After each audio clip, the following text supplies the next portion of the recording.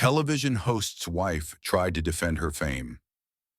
Judge Caprio's words ended the debate. The morning sun struck the polished glass of the downtown Manhattan courthouse at exactly 9:17 a.m., glinting off the diamond watch on Marissa Harlan's wrist as she stepped through the doors of Courtroom 12B. Every movement was deliberate, measured, rehearsed, her stiletto heels clicking against the marble floor in a rhythm that suggested command, even in a place where no one owed her obedience. Her designer coat draped perfectly over her shoulders, tailored to perfection, each fold catching the light in a way that seemed almost choreographed.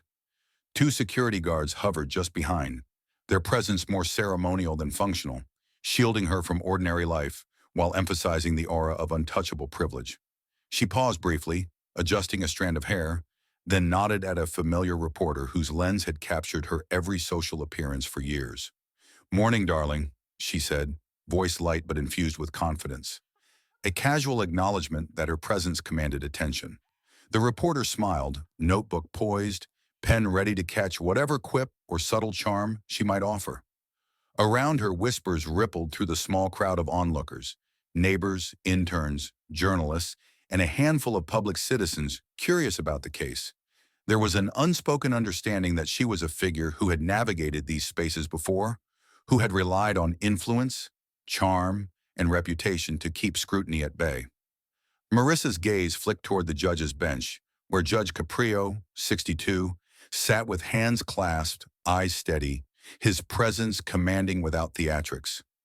The courtroom was quiet, anticipatory.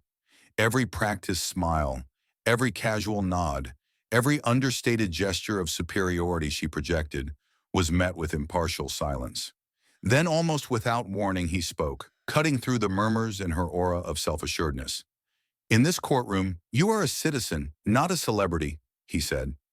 The words landed like a physical weight. Her smile faltered for a fraction of a second, a subtle tightening around her lips, a small inhale she didn't bother to mask. A shuffle of papers on the bench punctuated the moment. Marissa's security detail shifted, uncomfortable, sensing that the familiar choreography of deference would not play out here. She took a measured breath, as though resetting, as though the judge's words were a gentle nudge rather than a challenge. But the tension was unmistakable. Around her, the gallery stiffened. Reporters leaned forward slightly, sensing the fracture between fame and justice. Even the air seemed to tighten in the courtroom, every breath held in anticipation of the first act of the confrontation. She stepped toward the counsel table, hands poised delicately over her designer briefcase, as though each gesture could reaffirm control. "Thank you, Your Honor," she said, voice smooth, almost melodic, but there was a trace of uncertainty beneath the practiced cadence. Her eyes swept the room, taking in the observers, the witnesses, the few public seats occupied by strangers. She expected a subtle nod, perhaps a deferential glance. Instead, the room remained impassive, as if the judge's words had recalibrated the scale of authority. Judge Caprio's expression never wavered, but there was an undercurrent in his tone that demanded more than just lip service.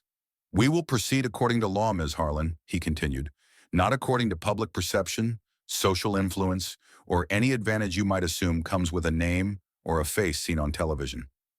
The phrasing was measured, almost gentle, yet absolute. For a woman accustomed to command and attention, the sensation of being ordinary, of being equal to every other citizen present, was disarming. She shifted slightly, the smallest of adjustments, crossing one leg over the other, a gesture intended to maintain poise. Her mind raced. Publicists, lawyers, friends, anyone who could sway opinion, anyone who could bend circumstance. But here, none of that mattered. The courtroom was a self-contained world, governed by principle, by authority rooted in law and moral clarity, impervious to celebrity or influence. She felt a flicker of something unfamiliar. Vulnerability. Across the room, the gallery's attention was palpable. Some leaned forward, curious, drawn to the subtle unraveling of someone whose public life had always seemed carefully orchestrated. Others exchanged knowing glances, perhaps recalling past moments when privilege had shielded others, wondering if this time would be different. The tension was a living thing, unspoken but visible in the slight tightening of shoulders, the subtle narrowing of eyes, the quiet shuffle of feet. Marissa exhaled softly, almost imperceptibly, and for the first time in her public life, the choreography of control felt incomplete. Her fingers tapped lightly against the briefcase, a rhythm that betrayed an inner calculation. She knew this was only the beginning. The judge's words had set the terms. Here she could rely on nothing but the facts, her own account, and her ability to navigate scrutiny without the usual shields of fame. As proceedings prepared to begin, she cast one final glance around the courtroom, a mix of defiance, curiosity, and unease. The smirk that usually accompanied her entrance was replaced by a tentative line, lips pressed together in quiet anticipation. For the first time, she sensed the fragility beneath the glamour, the uncertainty beneath the perfection. Every whisper, every gaze, every pause reinforced the unspoken reality. Her carefully curated persona might not withstand the scrutiny that awaited. And as Judge Caprio's gavel hovered in readiness, the courtroom seemed to collectively inhale, acknowledging that this was more than a trial. It was the collision of privilege with principle, fame with accountability, and a test of whether persona could withstand the weight of truth. Marissa Harlan, radiant and confident just moments before, now stood in the subtle gravity of consequence, poised at the threshold of a reckoning she had never faced. The courtroom settled into an uneasy quiet, a silence thick with expectation. The clock on the wall ticked 9:42 a.m., each second stretching longer than the last, and Marissa Harlan shifted slightly in her chair, crossing one leg over the other, with a calculated elegance that seemed designed to remind everyone of her carefully maintained composure. Her eyes flicked toward the prosecution table, where Officer Jamal Turner, 41, lead investigator with the NYPD, sat poised, his hands folded neatly over a stack of reports. Turner had spent nights combing through footage, interviewing witnesses, and reconstructing the chaos of March 23, 2024, a night that should never have been more than a celebration of entertainment, now indelibly marked by near tragedy. Judge Caprio, eyes steady, allowed Turner the floor. "Officer Turner, please describe the incident for the court," he said, voice calm but imbued with an authority that demanded attention. Turner inhaled, steadying himself. "Your Honor, on March 23, 2024, at approximately 8:42 p.m., a camera rig used during a live promotional event fell from its mounting on Fifth Avenue near West 44th Street. The rig, measuring roughly 4 feet by 6 feet and weighing approximately 120 pounds, descended 18 feet in seconds. A 7-year-old child, Lily Martinez, was in the direct path. By my measurements, the rig missed her by 3 inches. Multiple bystanders suffered minor injuries from falling equipment, debris, and panicked movement." He paused, letting the weight of his words linger. Marissa exhaled slowly, tilting her head, lips pressed together as if calculating a response. "Officer Turner," she said, her voice silk and defiance mixed. "I understand the facts as you describe, but safety protocols were in place. We had rig inspections, spotters, and certified crew. Accidents happen, even with precautions." Her words were precise, delivered with a controlled tone that suggested logic, but beneath it, a flicker of unease betrayed that she knew the narrative could slip beyond control. Turner did not flinch. "Protocols were indeed in place, Ms. Harlan, but they were ignored. Several crew members admitted to overriding safety mechanisms to expedite the show. Witness statements indicate that warnings were issued over the public address system, verbally and via hand signals. But these warnings were disregarded in favor of timing and spectacle. The near miss with the child could have resulted in serious injury or worse." His eyes met hers across the table, unwavering, precise, and moral in their intensity. Gasps rippled through the courtroom gallery. A teacher from a nearby school shifted uncomfortably, the memory of the terrified child replaying in her mind. Parents murmured, some glancing down at their own children as if trying to measure the distance between them and potential disaster. Marissa's security detail shifted uneasily, sensing the shift in energy.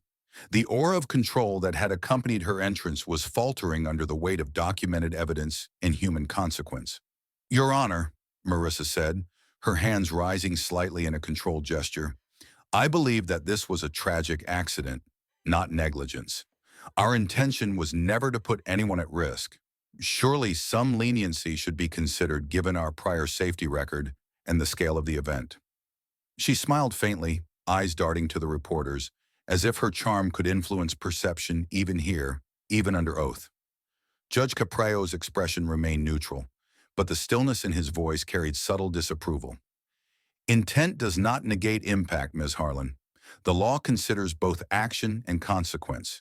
Your assurances of safety protocols do not erase the physical danger caused or the psychological trauma endured by those involved.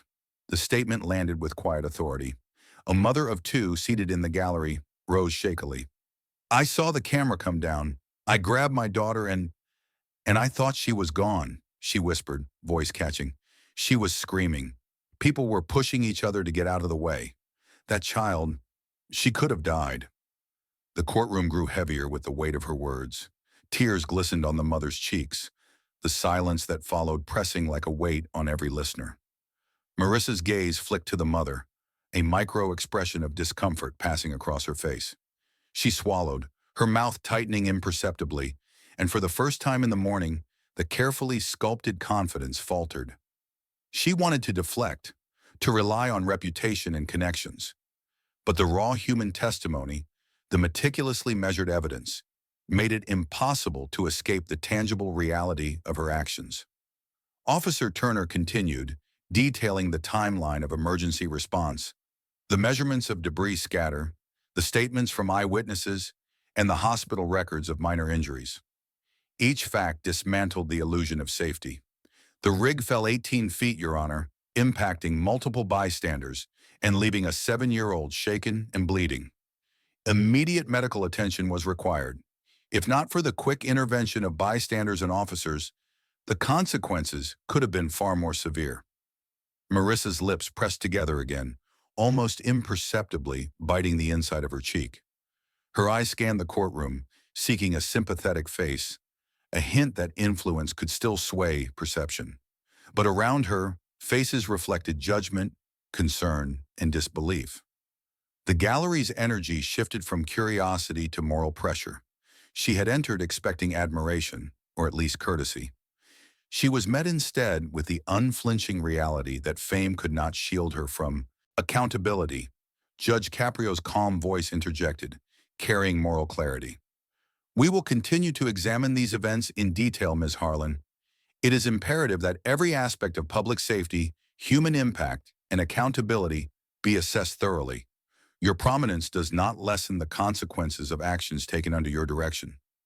Marissa exhaled slowly, and in that pause, the courtroom collectively sensed a subtle shift. The veil of glamour, the protective shell of fame and social leverage, had begun to crack. Evidence, testimony, and human experience had collided with privilege. The story of March 23, 2024, 8:42 p.m., was no longer abstract. It was real, it was tangible, and it demanded acknowledgement. The chapter closed with a tense hush as the next witness prepared to speak, leaving Marissa seated, poised yet quietly unsettled, as the full weight of reckoning began to press down. Marissa Harlan leaned forward slightly, fingers drumming lightly against the polished oak of the counsel table, the faint rhythm betraying the tension she tried to mask with a veneer of composure. The courtroom, already heavy with the weight of Officer Turner's testimony and witness accounts, seemed to tighten around her, yet she carried herself as if the laws of celebrity still applied here. Your Honor, she began, voice edged with a sarcastic warmth. With all due respect, some of these witnesses are clearly exaggerating. The distance between the rig and the child, we all know approximations can be misleading. Her eyes scanned the gallery, a subtle smirk forming, as if challenging anyone to contradict her. Perhaps their perspective was compromised. Surely the court can consider my position, given my experience overseeing events of this scale. Judge Caprio's gaze did not waver, steady and unflinching. Ms. Harlan, he said, tone measured, carrying the weight of decades of experience. In this courtroom, experience does not excuse endangerment. Witness credibility is assessed by facts, timelines, in corroborating evidence, not by social status or public visibility.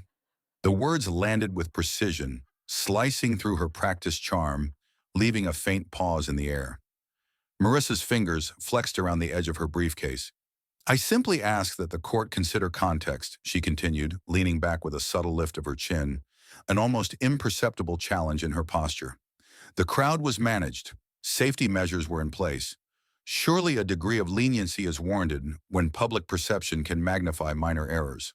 The gallery murmured, a ripple of tension moving through spectators who had begun to sense the collision of entitlement with impartial authority.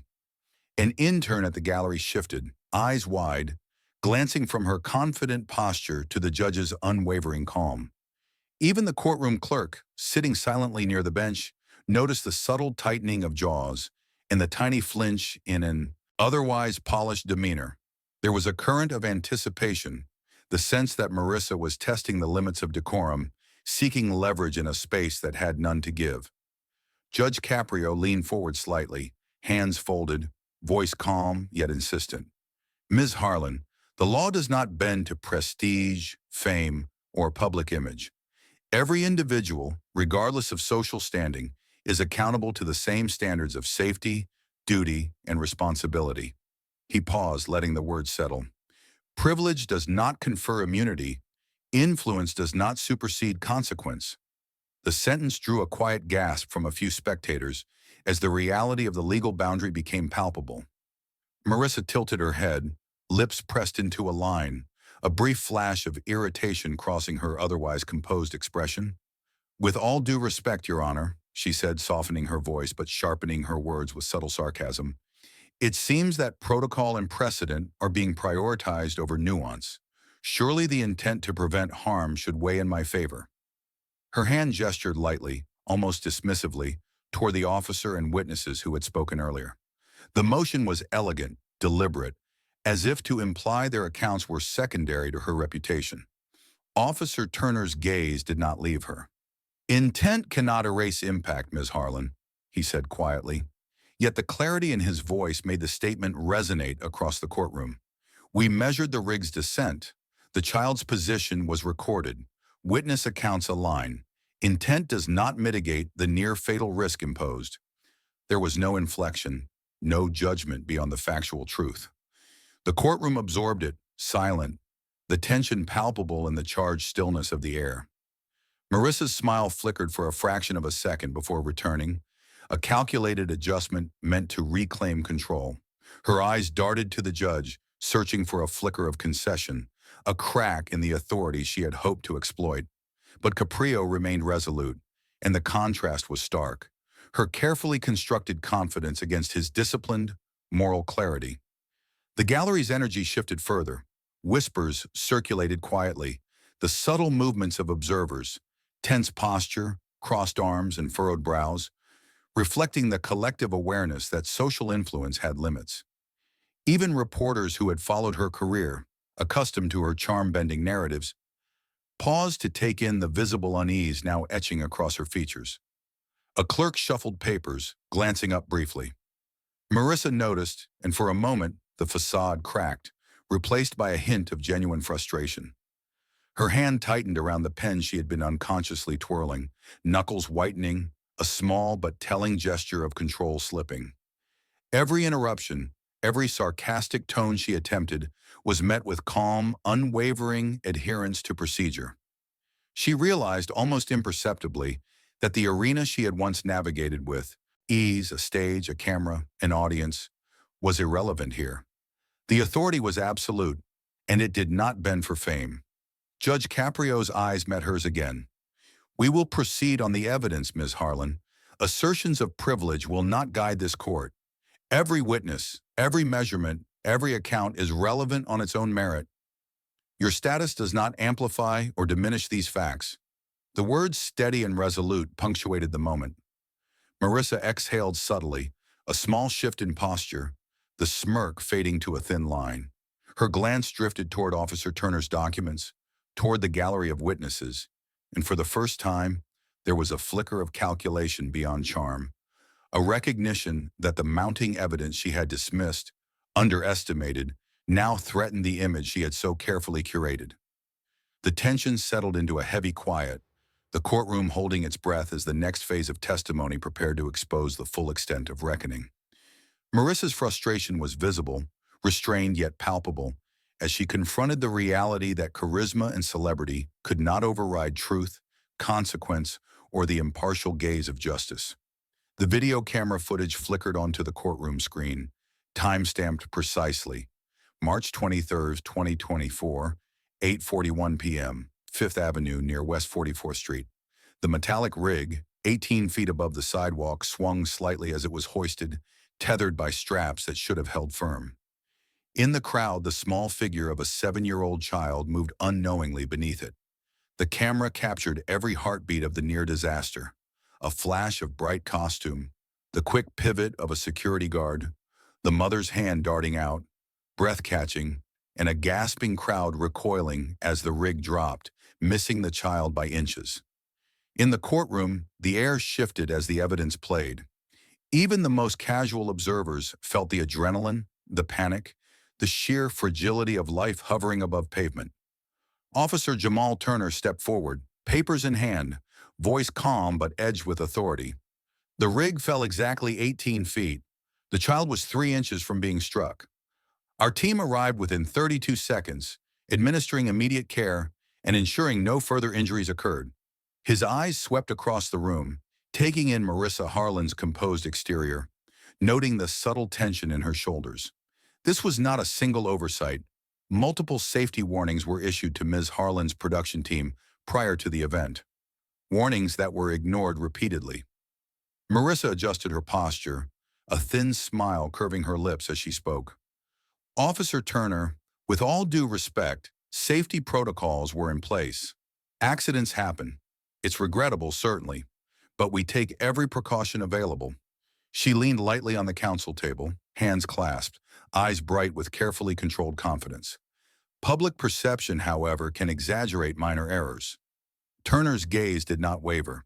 Protocols were outlined, rehearsals occurred, safety checks were ignored. That child's life was at risk because instructions were dismissed. Regret does not retroactively prevent harm.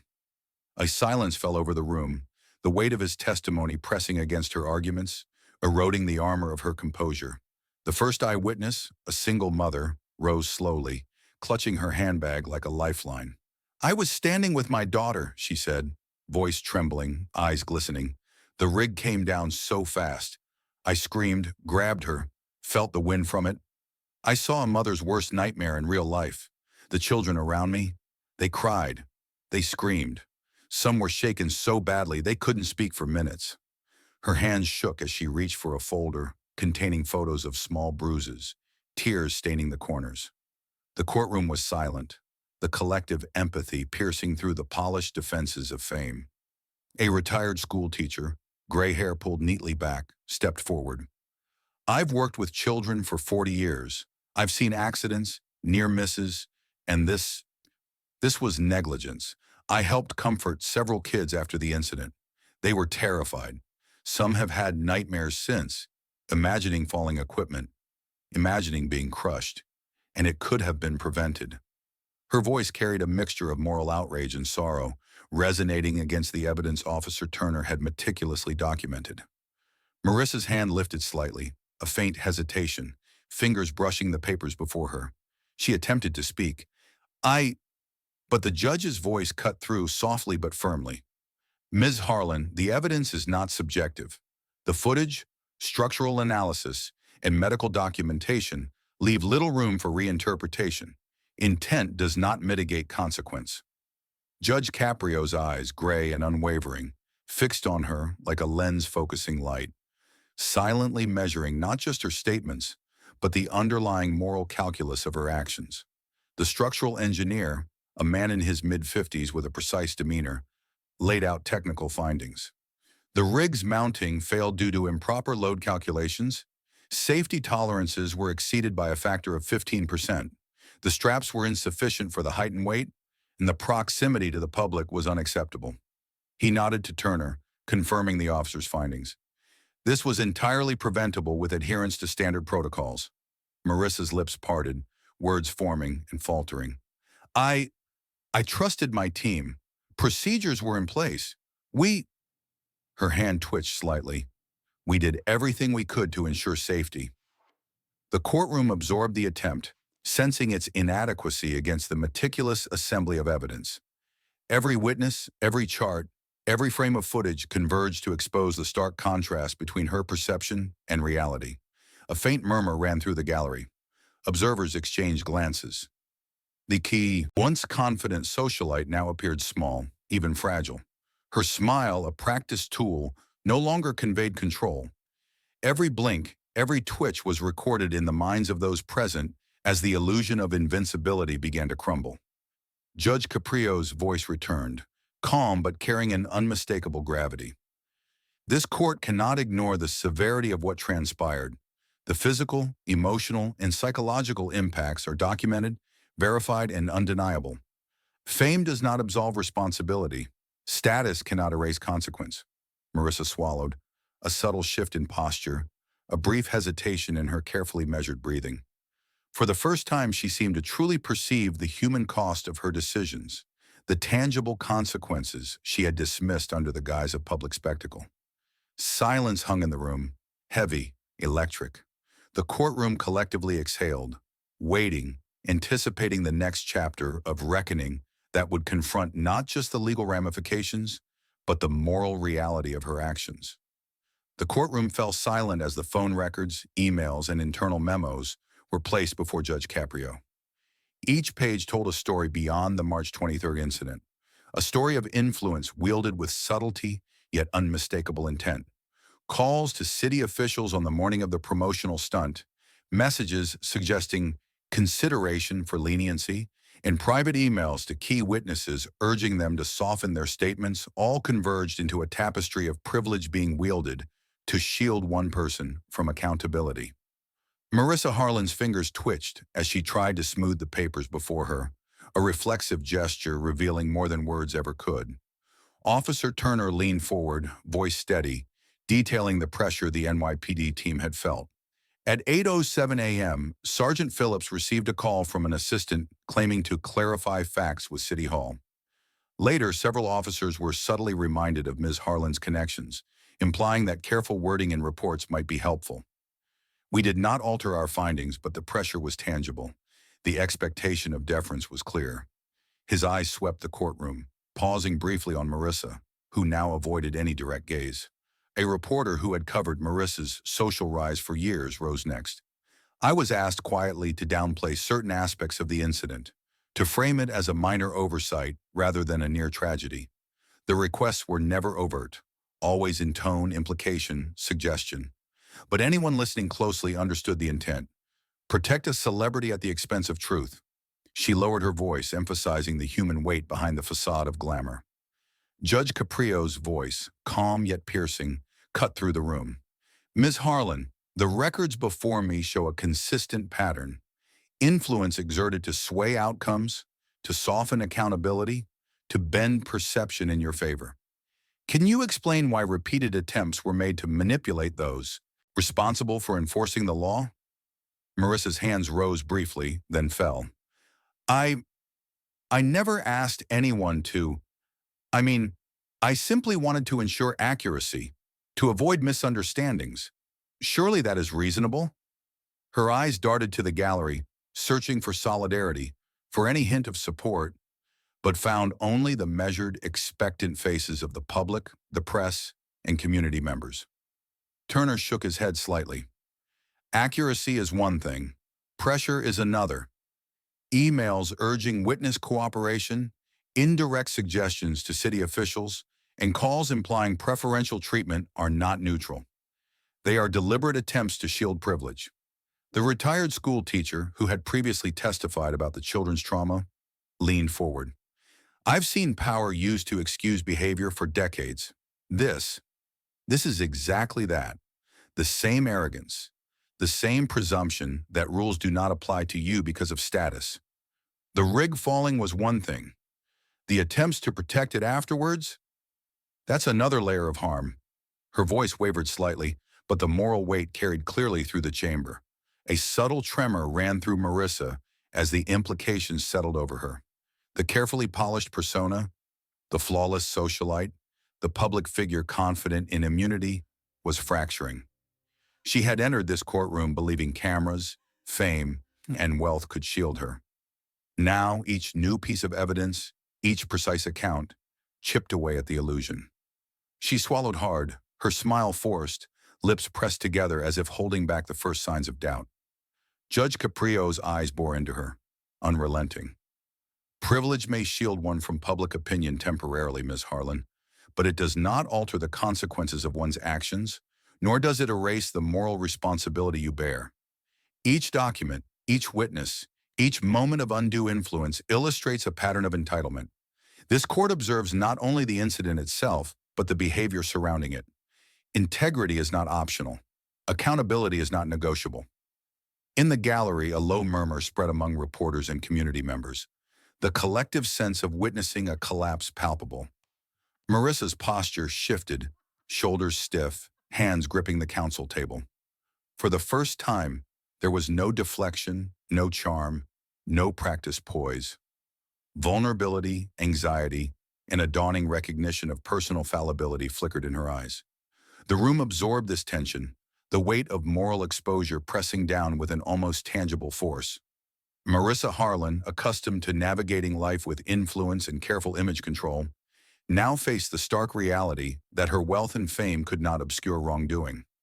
The carefully constructed facade began to crack under the meticulous illumination of truth, and the courtroom sensed it, the beginning of a reckoning not just legal, but ethical and profoundly human.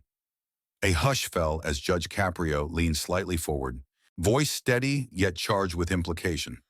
We will proceed to examine how these actions affected real people, Ms. Harlan. The lives touched by your decisions are not abstract. They are present in this courtroom, and they will not be ignored. The words lingered, a bridge to the next phase of confrontation, where the consequences of privilege would meet the tangible human impact in full, undeniable force. The room held its breath as the first witness approached the stand, a small girl gripping the edges of the rail with tiny, trembling hands. Lily Martinez, 7 years old, her hair pulled back in a tight braid, eyes wide and raw with recollection, looked directly at Marissa Harlan. I thought I was going to die because you wanted attention, she said, her voice quiet but piercing. The simplicity of the words cut deeper than any report or photograph ever could, and for the first time, the carefully polished mask on Marissa's face began to crack. Marissa's hand flew to her mouth, stifling a cough or perhaps an instinctive denial, but her eyes betrayed the first flicker of understanding. She had spent her life navigating cameras, applause, and curated images, believing social influence could insulate her from consequence. Now the truth stared her in the face. Not a headline, not a critic, but a child's terror, vivid and immediate. Officer Turner, seated nearby, observed quietly, noting the subtle shift in the defendant's demeanor. At 8:42 p.m., the camera rig fell 18 feet, barely missing Lily by 3 inches, he explained, each number precise, deliberate, a reminder of how close negligence had brought tragedy. There were 5 other injuries reported, and multiple bystanders experienced shock and panic.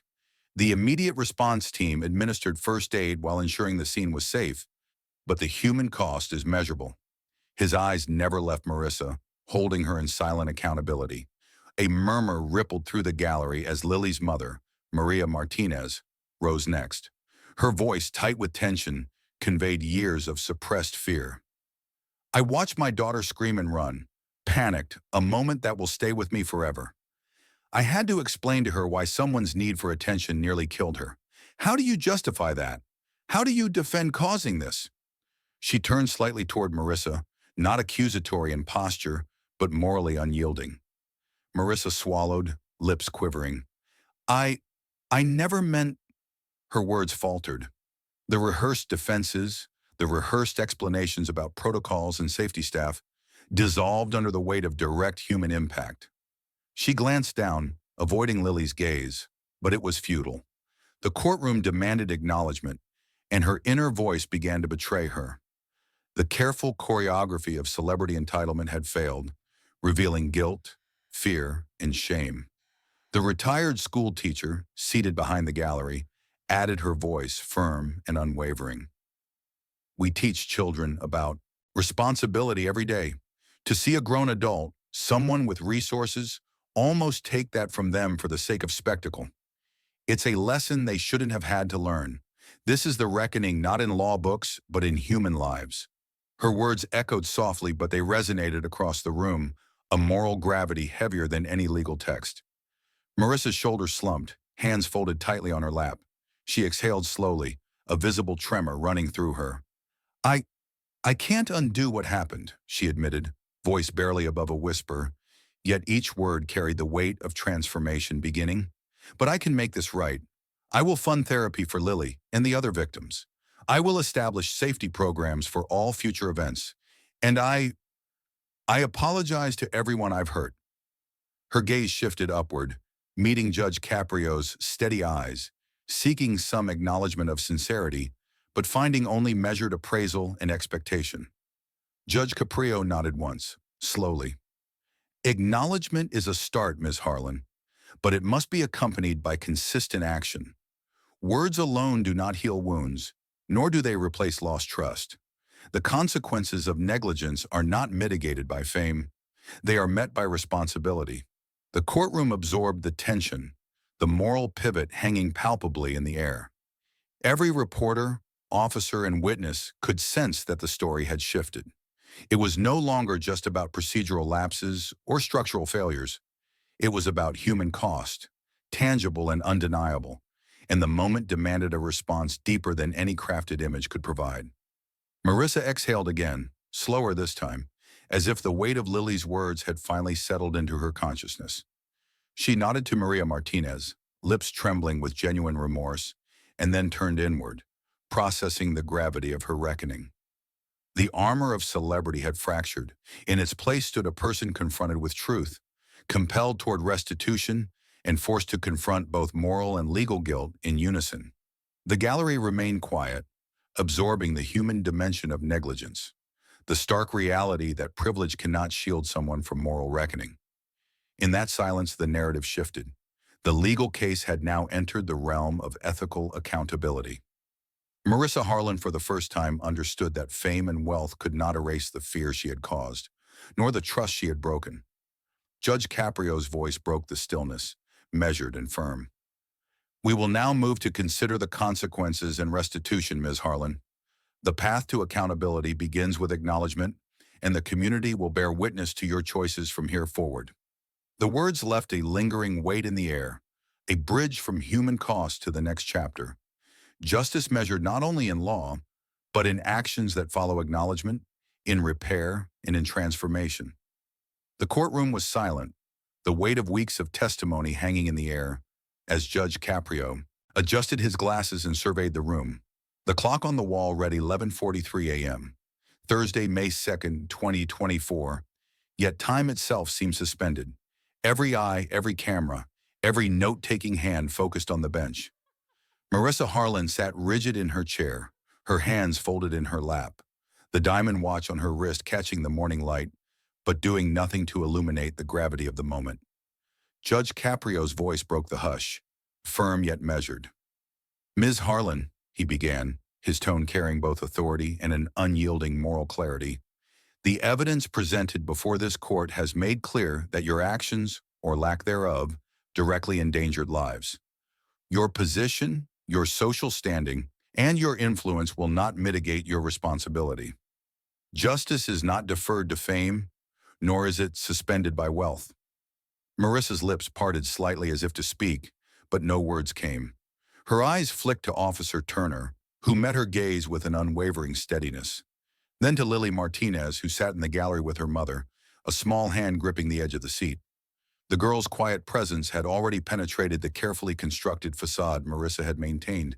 Now the verdict would cement that reckoning. Judge Caprio continued, detailing the legal consequences with precision. You are hereby ordered to pay $125,000 in fines and restitution. This sum reflects both the direct impact of your negligence and the broader moral imperative to acknowledge harm done. Additionally, you will participate publicly in community safety workshops for a period of 6 months, engaging directly with those affected in ensuring that no child, no citizen faces similar risk under your supervision. A soft murmur ran through the courtroom. Reporters scribbled furiously, gallery members shifted in their seats, and Marissa's security detail exchanged glances. The symbolic weight of the sentence was not lost on anyone. She would not merely write a check and retreat to her private life. She would face the people her decisions had imperiled.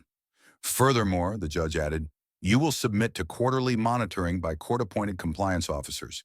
Your actions will be reviewed, documented, and reported publicly, ensuring transparency and accountability in the fulfillment of these obligations. The court finds that this combination of punitive and restorative measures best serves both justice and community safety. Marissa's shoulders sagged, a tremor passing through her body. The luxury, the cameras, the curated world of attention. None of it offered protection here. Her breath came shallow, and for the first time in months, her gaze fell fully to the floor.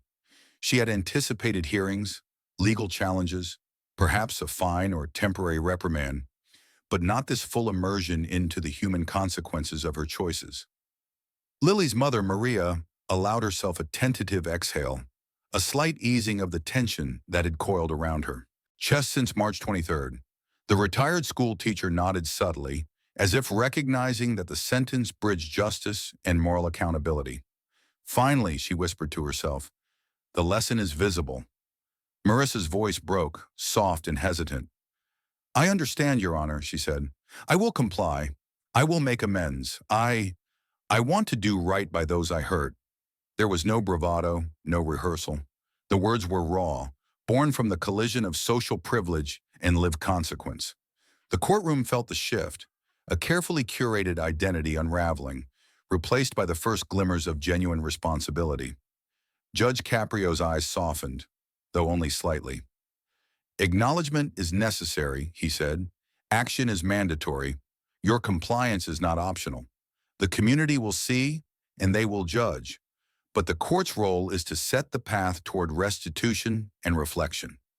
Justice is measured not only in law, but in the willingness to confront harm and participate in its correction. The gallery remained still, absorbing the elegance of the ruling.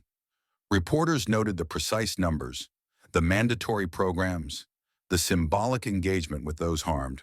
Social media would buzz, headlines would capture the shock and the unusual intersection of fame and moral accountability.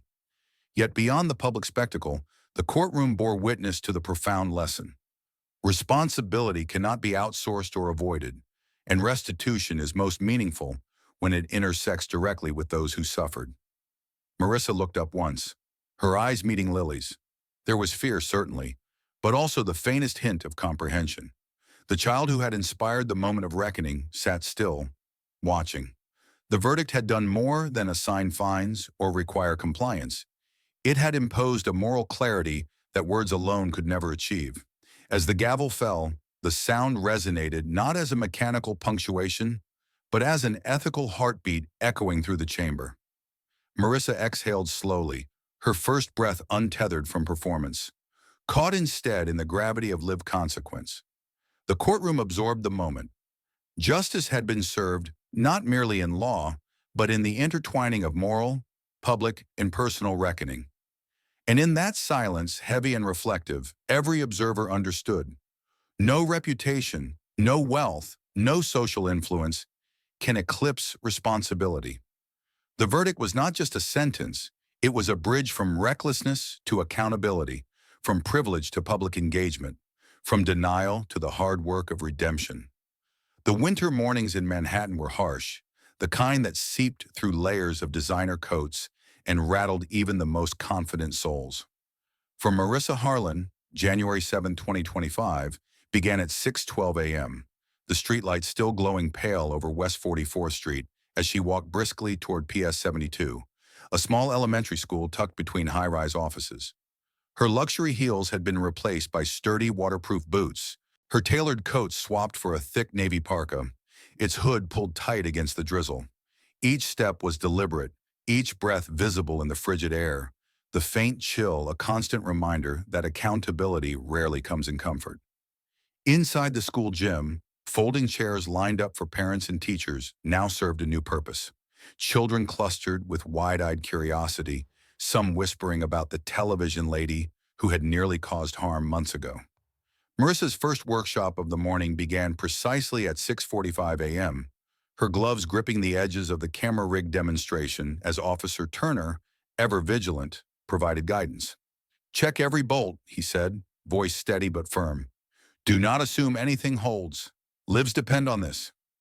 Marissa nodded, following the instructions meticulously, her earlier bravado replaced with concentrated care. The first session tested more than her technical attention. It tested her humility. A small boy, 7 years old, hesitated near the rig. "Do I get to try?" he asked, voice trembling. Marissa knelt, bringing herself to his eye level. "Yes, but carefully. We're going to make sure everyone stays safe." The lesson extended beyond bolts and straps. It became a moral demonstration, a visible acknowledgement that negligence has real-world consequences. Children watched her as much for instruction as for the authenticity in her tone, and she could feel the weight of their gaze pressing her toward genuine responsibility.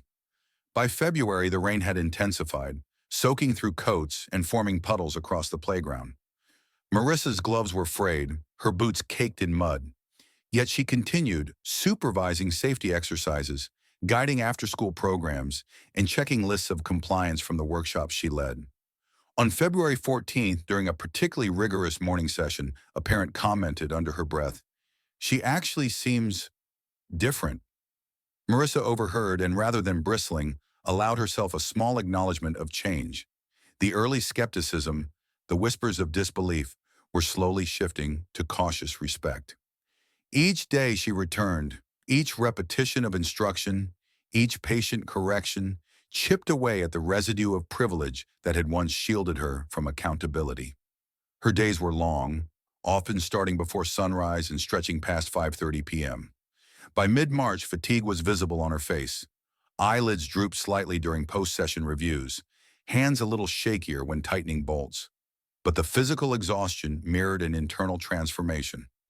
The recognition that redemption requires effort, consistency, and the humility to accept oversight. Officer Turner noticed it too. "You're getting better at listening," he remarked quietly one morning, glancing at the meticulously logged safety sheets. Marissa simply nodded, understanding that growth was measured not by accolades or media praise, but by the tangible reduction of risk for those she had once endangered. Community perception evolved alongside her efforts. Teachers began recommending her workshops to neighboring schools. Parents, initially wary, observed her dedication and meticulous attention to safety. Children, once tentative, now engaged eagerly, asking questions about camera angles, weight distribution, and securing equipment properly. One 10-year-old girl, watching Marissa guide a student through a hands-on exercise, whispered to her friend, "She really cares now." That simple acknowledgement, unfiltered and uncalculated, carried more weight than any public apology or social media statement ever could. By April 2025, Marissa's commitment had become a fixture in the neighborhood. She volunteered in after-school programs 3 times a week, supervised safety audits, and even initiated small mentorship sessions for older students interested in media and production. Her conversations were no longer about fame or image. They centered on responsibility, process, and empathy. The transformation was not instantaneous. Skepticism lingered, but the accumulation of repeated effort began to reframe public perception, showing that redemption is earned, not declared. Throughout this 6-month period, Marissa confronted her own reflection daily. The woman who had walked into Courtroom 12B in April 2024, cloaked in entitlement and flashing diamond watches, was now layered in mud-stained boots and rain-soaked coats, listening, correcting, teaching. The physical discomfort mirrored the moral rigor she had accepted. Each morning, each session, each conversation reinforced the principle that accountability is visible not in grand gestures, but in the repeated, often unnoticed work of making amends. By the final week of May, during a routine safety workshop at PS 72, Marissa looked across the room at students adjusting straps, tightening harnesses, and checking equipment with diligence. She realized the impact had extended beyond her personal reckoning. A culture of care and responsibility was taking root. Parents nodded approvingly from the sidelines. Teachers smiled in quiet acknowledgement, and Officer Turner gave a rare, satisfied nod. Redemption had begun not in headlines or press releases, but in the rhythm of consistent, demanding, and humbling action. The evolution of Marissa Harlan over these months demonstrated that transformation is not a single moment of contrition, but a sustained journey, forged in early mornings, in persistent oversight, in confronting discomfort, and in allowing the consequences of past actions to shape future behavior. Trust, once fractured, was gradually being rebuilt, not because of celebrity or notoriety, but because accountability had been lived, repeated, and embodied. The early morning sunlight of June 12, 2025, filtered softly through the windows of PS 72, casting long, gentle beams across the classroom. The air carried a faint warmth for the first time in months, but the memory of winter's biting cold still lingered in the worn floors and the echoes of hurried footsteps. For the children who had witnessed the March 23rd near tragedy, this morning was quieter, steadier, a chance to reclaim normalcy, to feel safe again. Lily Martinez, now 8, stood near the front, carefully adjusting her backpack as she watched Marissa Harlan prepare the day's safety exercises. There was no hesitation in Lily's movements, no flinching at the sight of cameras or equipment. The fear that had once gripped her like ice was slowly replaced by cautious confidence, a direct result of months of consistent teaching, guidance, and accountability. Marissa moved through the room deliberately, her voice calm and patient as she guided students through securing small camera rigs. She crouched to meet their eyes, explaining the importance of checking every joint, every bolt. Safety isn't just rules on paper, she said, her words heavy with the weight of experience. It's about thinking of the people around you, about protecting them even when no one is watching. The children nodded, internalizing more than technical instructions. They were absorbing a lesson in responsibility, accountability, and moral awareness. Teachers observed from the sidelines, exchanging glances that blended relief with admiration. Ms. Reynolds, the school's art and media coordinator, whispered to a colleague, "She's different. She's genuinely engaged. This isn't about appearances anymore." The children responded to Marissa's guidance with enthusiasm, asking thoughtful questions about rig placement, weight distribution, and hazard assessment. Marissa answered each carefully, demonstrating not only technical proficiency, but a deep empathy she had not possessed a year ago. Outside, the neighborhood had begun to shift in subtle ways. Residents now spoke openly about public safety, accountability, and the lessons drawn from the incident. Parents lingered a little longer at pickup, sharing experiences, discussing how they could reinforce safety lessons at home. Law students from nearby universities visited the school to observe Marissa's workshops, taking notes for case studies on ethics, social responsibility, and the intersection of privilege and public trust. Journalists documented her progress not to sensationalize, but to chronicle a rare instance where accountability translated into genuine, observable community impact. Marissa's own reflections had evolved alongside these external observations. She found herself pondering the weight of her previous choices in quiet moments, how fleeting fame had blinded her to the potential consequences of negligence, how her social influence had once shielded her from moral reckoning. She had learned repeatedly and without relief that restitution was measured in action, in consistency, in the sweat of early mornings and the patient instruction of children and teens alike. Each day of community engagement reinforced the fragile bridge between mistake and redemption, between societal expectation and moral responsibility. Lily Martinez approached her during a break, eyes bright but steady. "I'm glad I don't feel scared anymore," she said simply. Marissa nodded, swallowing the lump in her throat. "You should never feel scared because of someone else's mistakes," she replied, her voice quiet but earnest. "That's why I'm here, to make sure that doesn't happen again." It was a small exchange, but within it lay the culmination of months of hard work, the reconciliation between past harm and present responsibility. Other children joined in, sharing their own observations, their voices echoing through the gymnasium and spilling into the hallways. We learned how to check everything, one said, and if something looks dangerous, we tell someone. Teachers and staff took notes, nodding as they watched lessons extend beyond technical safety to ethical awareness. The community's healing was manifesting not just in restored confidence, but in the proactive mindset of its youngest members. By mid-June, Marissa's engagement had become a consistent fixture in local schools and after-school programs. She supervised workshops 3 to 4 times a week, participated in neighborhood safety meetings, and collaborated with parents to develop long-term educational plans. Residents who had once whispered criticisms now offered acknowledgments of progress, tempered with cautious optimism. It was not blind admiration, it was recognition of sustained effort and demonstrated change. Empathy, once foreign to her, had taken root in ways that could be observed, measured, and felt by those whose lives she had endangered. The philosophical weight of her transformation became most apparent in reflection. Justice in this context was not simply punitive, it was relational. The community, the victims, and Marissa herself were participants in a system that demanded moral clarity as well as legal adherence. Accountability was not an abstract concept but a daily practice, one that required humility, endurance, and consistent action. Privilege, she now understood, could accelerate opportunities but could never substitute for responsibility. Power, when untempered by ethics, endangers not only others but erodes one's own moral compass. On the last day of her scheduled workshops in June, Marissa stood at the threshold of the gym, observing children adjusting rigs, discussing protocols, and correcting one another respectfully. She felt a quiet sense of resolution, not triumph, but the knowledge that the seeds of accountability she had sown were taking root. Beyond her personal redemption, the broader ripple effect was clear. Victims reclaiming confidence, educators empowered to reinforce safety, neighbors engaging in dialogue about responsibility, and future generations absorbing the lesson that privilege does not equal immunity.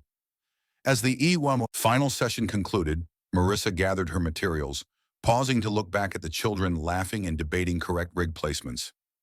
She allowed herself a deep breath, acknowledging both the journey behind her and the ongoing work ahead. Justice, she realized, was not a moment in a courtroom, but a continuum, a dialogue between action, reflection, and societal healing. In the quiet that followed, the echoes of responsibility, empathy, and moral accountability lingered, offering a profound reminder that power demands vigilance, and that true transformation is both visible and enduring.